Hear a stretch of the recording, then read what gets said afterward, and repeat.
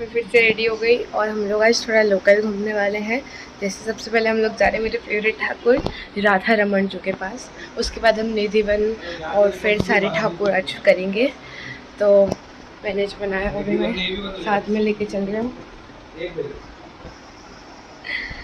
चलो चलते हैं। और आज बहुत बंदर है तो हो सकता है मैं बीच में रूट्स नहीं ले पाऊँ और देखते हैं। चलो मैं कैसे शूट करूँगी पता नहीं, क्योंकि मुझे बहुत डर लगता है मेरा फ़ोन ले गया तो। श्री राधा रमन टेम्पल के पास ही श्री गोपीनाथ टेम्पल भी है, तो हम लोग पहले यहाँ पर आ गए।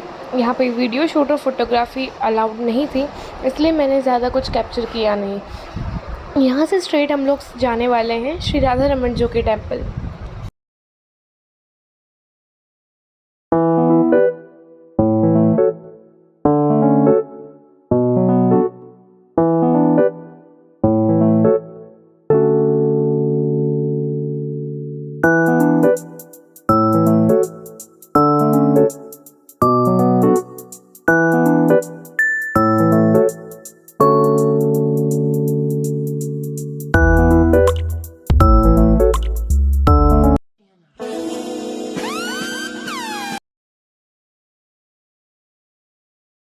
अब हम लोग आ गए हैं श्री राधा कृष्ण रास स्थली निधि वन में और ये बहुत सुंदर है।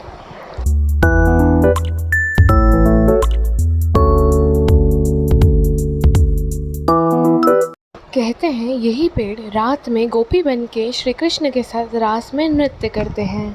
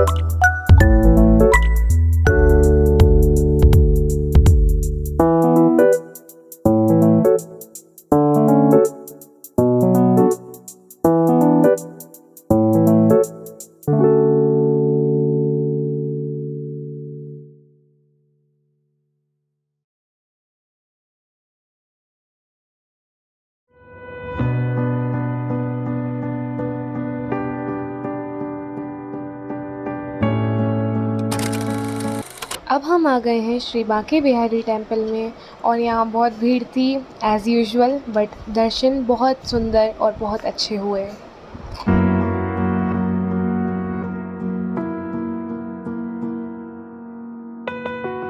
बांके बिहारी से चलते ही हम आ गए हैं श्री राधा वल्लभ लाल जी टेम्पल में, लेकिन यहाँ बहुत भीड़ थी और बहुत मुश्किल से दर्शन हुए हैं, क्योंकि कहते हैं ना राधा वल्लभ दर्शन दुर्लभ।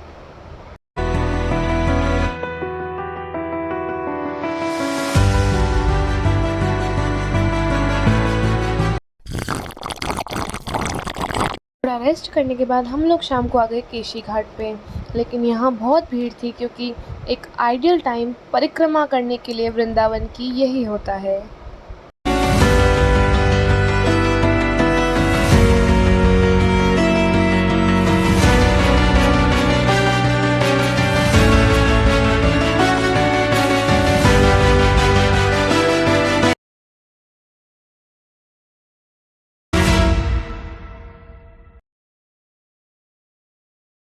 आए हैं मानसरोवर में राधा जी का, तो अभी ये बीच में ही पड़ता है भांडीर वन से। हम लोग भांडीर वन के लिए निकले हैं, तो चलिए देखते हैं कैसा दिख रहा है। ये शिखर है, दर्शन कर लीजिए। थोड़ा सा मेरे क्या हाथ फूल है, मैं वहाँ पास जाके दिखा।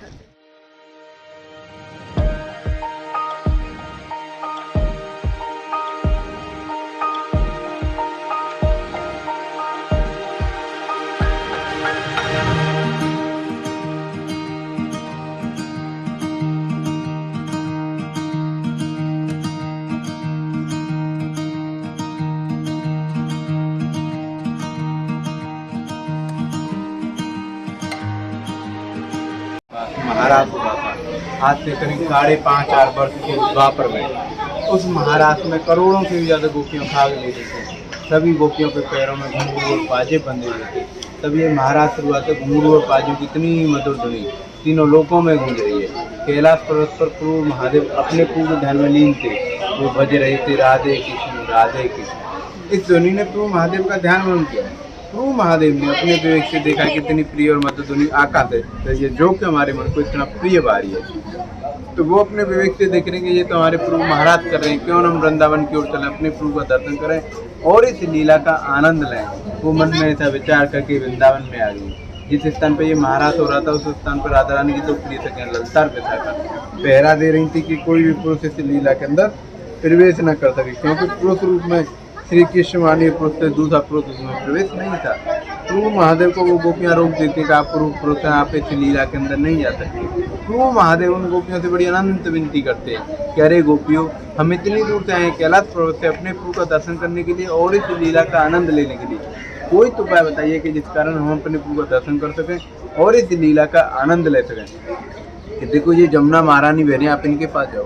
प्रभु महादेव पैदल चलते हुए धीरे धीरे जमुना महारानी के पास जाते हैं। उनसे जाके बड़ी अनंत विनती करते हैं। जमुना महारानी इस बात से बड़ी प्रसन्न होती है कि स्वयं प्रभु महादेव आए आज हमारे यहाँ। वो उनको अपने 16 श्रृंगार दे देती हैं।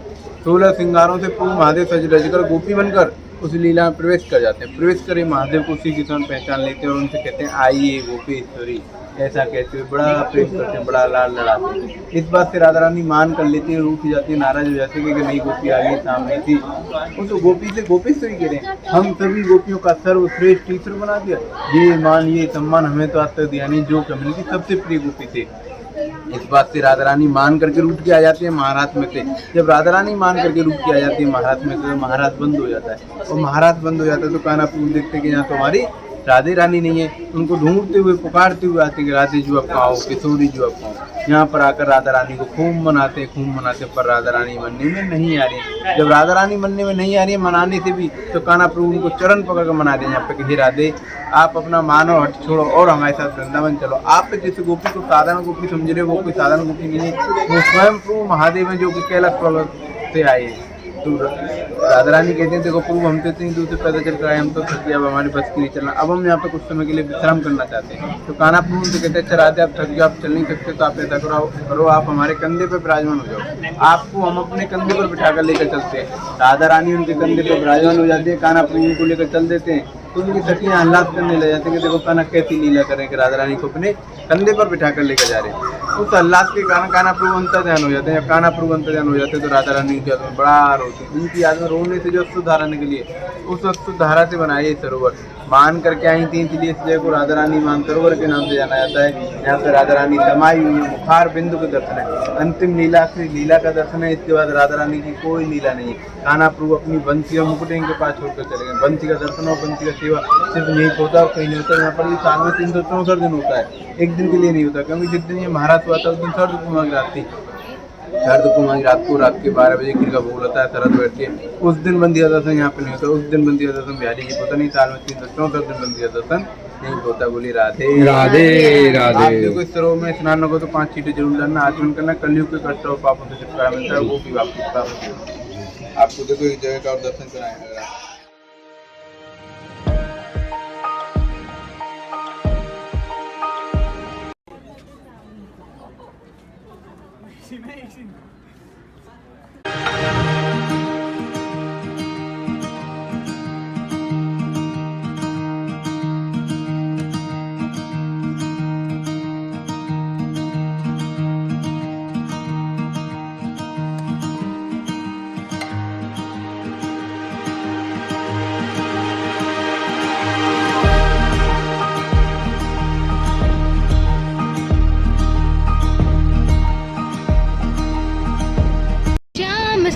श्याम सुंदर राधे, श्याम सुंदर राधे, श्याम श्याम सुंदर राधे, श्याम सुंदर राधे।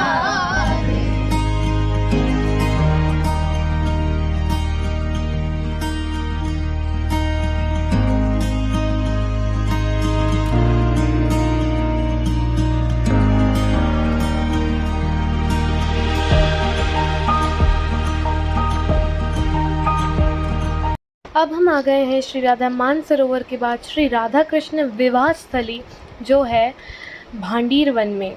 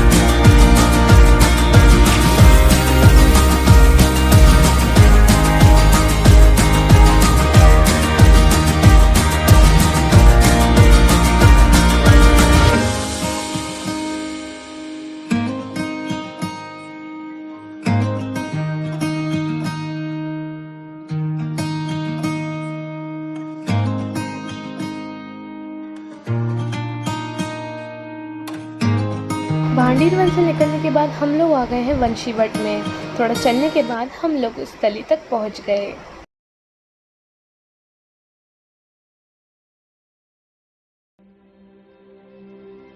ये स्थान वंशीवट के नाम से प्रसिद्ध है। यहाँ पर कान्हा जी पहले बंसी बजाया करते थे। आज भी ऐसा माना जाता है, ऐसा कहते हैं कि यहाँ पर बंसी की आवाज़ कान लगाने पर सुनाई देती है। जय श्री राधे कृष्ण।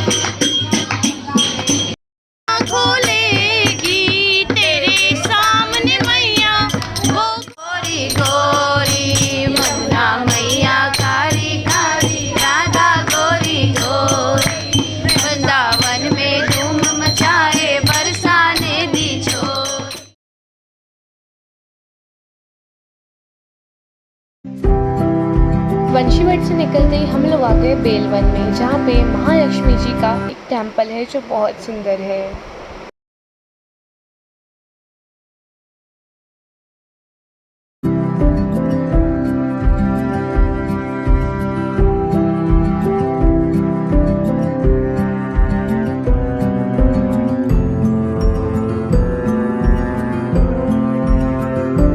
ऑलमोस्ट मंदिरों की तरह यहाँ पर भी वीडियोग्राफी या फोटोग्राफी अलाउड नहीं थी गर्भगृह में, तो मैंने नहीं कैप्चर किया।